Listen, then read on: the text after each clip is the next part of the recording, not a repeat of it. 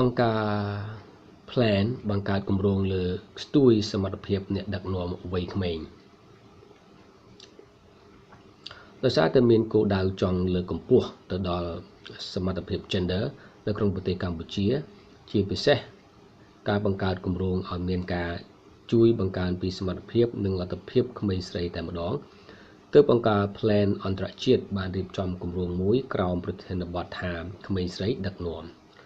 រយៈពេល5ឆ្នាំដែលមានទំហំទឹកប្រាក់ចំនួន$3 លានឲ្យអនុវត្តនៅក្នុងខេត្តចំនួន3នេះបើតាមពិធីបើកសន្និសីទ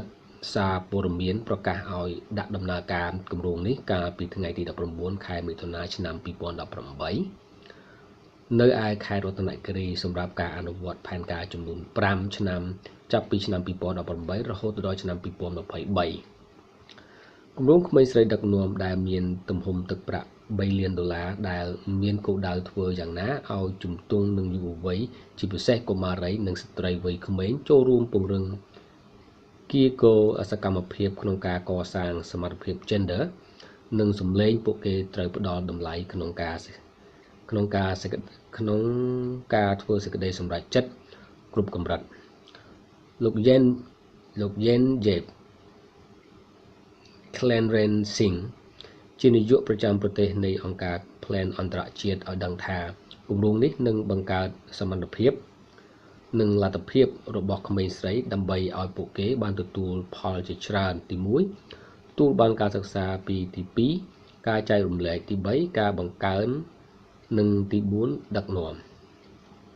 នាយកប្រចាំប្រទេសនៃអង្គការ Plan អន្តរជាតិបានបន្តថាគម្រោងនេះប្រើប្រាស់យន្តការពង្រឹងសមត្ថភាពទាំងក្មេងស្រីនិងក្មេងប្រុសដោយធ្វើយ៉ាងណាឲ្យពួកគេសហការគ្នាស្វែងយល់សម្រួលដោះស្រាយនិងផ្លាស់ប្ដូរវិសមភាពសង្គមនិងវិសមភាព gender នៅក្នុងប្រទេសកម្ពុជាក្តីរំពឹងទុកសំខាន់នៃគម្រោងនេះចង់ឲ្យកុមារីនិងកុមារាជាសមាជិកក្រុមក្លឹបកុមារនិងសិក្សាចែករំលែកបង្កើតនិងដឹកនាំលើកកម្ពស់ការអភិវឌ្ឍសង្គមនិងសមត្ថភាព gender ជាបន្ទាប់ក្រុមគ្រួសារនិងជាអាជ្ញាធរមូលដ្ឋាននឹងជួយគាំទ្រដល់កុមារីនិងកុមារាឲ្យពួកគេបានចូលរួមក្នុងការផ្លាស់ប្ដូរវិសមភាពសង្គមនិងវិសមភាព gender ជាពិសេសចង់ឲ្យពួកគេមានសមត្ថភាពបង្កើតបណ្ដាញកុមារអ្នកតស៊ូមតិនិងបណ្ដាញស្ត្រីអ្នកដឹកនាំវ័យក្មេងនឹងត្រូវបានពង្រឹងដើម្បីចូលរួមយ៉ាងសកម្មក្នុងសកម្មភាព gender និងបានចូលរួមពីកុមារចំពោះក្មេងស្រីនិងក្មេងប្រុសនៅក្នុងខេត្តគោលដៅទាំង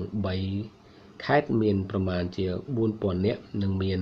ឱកាសសិក្សាតាមសកម្មភាពហៅថាជើងឯកសម្រាប់កម្ពុជានិងអាចចែករំលែកចំពោះចំណេះដឹងកម្មវិធី Snow ជួងសកម្មភាពរួមតាមរយៈជំនួយខ្នាតតូចលើកស្ទួយសមត្ថភាព gender